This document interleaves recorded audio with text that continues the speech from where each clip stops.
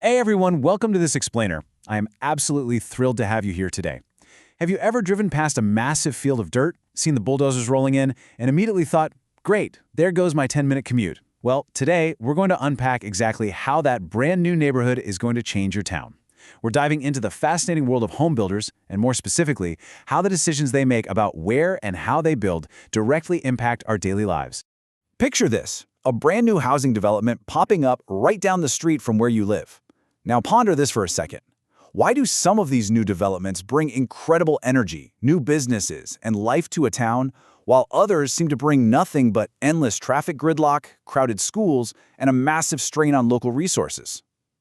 It is not random. It all comes down to planning and integration. So, the crucial point is that the stakes of urban planning are incredibly high. For home builders, their financial returns and brand reputations are literally on the line. But for us, the residents, our everyday quality of life is on the line. A new development has the immense power to either stimulate a local economy and provide much-needed housing, or just completely suffocate a community's existing infrastructure. To help us understand how the industry measures this, here's our roadmap for today. The neighborhood dilemma, the power of smart planning, the risks of poor integration, measuring community impact, and building better futures. Okay, let's dive right into this with part 1, the neighborhood dilemma, and why thoughtful urban planning actually matters. We all recognize the universal pain points of neighborhood development, right? We want economic growth, but we absolutely don't want to lose the charm or functionality of our existing towns. To demystify how homebuilders manage this balancing act, we aren't just guessing. We're looking directly at the SASB Sustainability Accounting Standards. These are the rigorous, standardized metrics that investors and regulators use to hold developers accountable. Specifically, we're zeroing in on their guidelines for the community impacts of new developments. It is a really fascinating peek under the hood of the construction industry. Moving on to part 2, the power of smart planning and the upside of good development. When developers get it right, the upside is absolutely massive for everyone involved. Thoughtful urban planning brings serious economic growth and new workforce opportunities to an area. But here is something incredibly important to keep in mind. When new communities are designed with access to green spaces and close proximity to public transportation, it actually helps moderate cost of living increases. Think about it. Providing smart housing options without forcing everyone into a car for every single errand keeps expenses manageable and stimulates the local economy, all while creating safe, incredibly vibrant neighborhoods. A fantastic way to achieve this is through specific types of building. Let's build up our industry vocabulary a bit. A mixed-use development is defined by the SASB standards as a space that integrates various uses, like residences, offices, and shopping. It's completely designed to meet customer demands for pure convenience. You live, work, and play in one interconnected space. Taking that a step further, we have the traditional neighborhood development. This features mixed uses and different housing types, but with a very specific goal in mind: creating communities built for walking.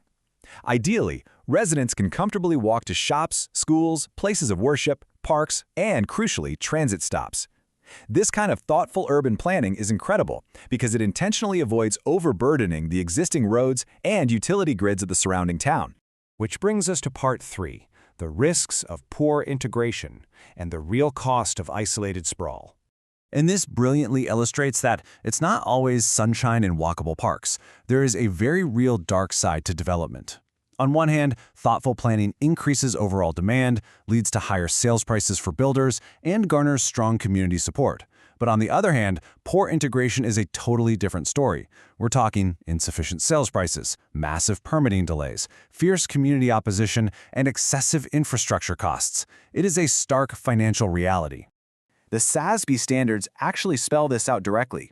To quote the text, "When entities use development strategies that inadequately integrate their new communities into the pre-existing ones, they risk insufficient sales prices, excessive costs related to infrastructure needs, permitting delays, or reduced community support." Failing to integrate isn't just an annoyance for the locals. It results in severe, tangible financial headaches for the builders themselves. Nobody wants to face a town hall packed with angry residents opposing a new build. Let's move to part 4, measuring community impact and how we hold builders accountable with data. So how do we actually hold these builders accountable? How do investors know if a builder is practicing smart planning or risking poor integration? They use data. The first key reporting metric is IFHB 410B1. This requires builders to describe exactly how they assess existing infrastructure. They must disclose if they prioritize proximity to public transportation. They have to check the adequacy of existing electricity grids and water networks before they ever break ground. And they must factor regional infrastructure expansion plans into their site selection. They absolutely cannot just build in a vacuum. Another vital metric is tracking development on infill sites. The standards define these as vacant or underutilized lots of land already served by existing physical installations, like roads, power lines, and sewer systems. Building on an infill site is highly efficient. Instead of paving over fresh natural green space way out on the outskirts of town, developers are utilizing and upgrading the infrastructure that is already sitting right there waiting to be used. Builders are also required to report quantitative data under metric IF-HB-410B3. They must publicly track and disclose the number of homes delivered in compact developments and report the average density of those developments. This proves with hard numbers whether they are building efficiently or just contributing to unsustainable sprawl. When we talk about compact developments, we also have to talk about cluster developments. This is a fantastic concept where developers group lots closer together on specific, suitable portions of a site. Why?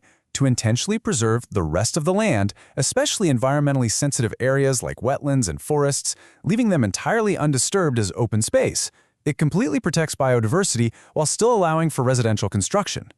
Now, what's really interesting about this is how that average density is actually calculated. It's measured in units per hectare. But the SASB standards are super clever here. They require builders to calculate this using the net neighborhood residential site area, which deliberately excludes those pre-existing protected wetlands and sensitive areas from the math. This ensures builders aren't penalized on their density metrics for doing the right thing and protecting the environment. Finally, Part 5, Building Better Futures and Looking at Your Neighborhood Differently. We've dug pretty deep into the technical accounting standards, but let's bring it all back down to our everyday lived experience. What we've learned from this data is that a holistic view of community integration is not just a nice-to-have, and it's not just good for the environment. It is a massive competitive advantage for home builders. Smart planning reduces their financial and regulatory risks, increases overall market demand for their homes, and ultimately creates the vibrant, connected communities that people actually want to live in. So, I'll leave you with this thought. The next time you see ground broken in your town and the heavy machinery moves in, take a closer look. Apply what we've learned today. Ask yourself, is this going to be an isolated sprawl that strains your local resources, or is it a thoughtfully integrated, connected community ready to thrive? Thank you so much for joining me for this explainer. Keep asking the right questions, and I'll see you next time.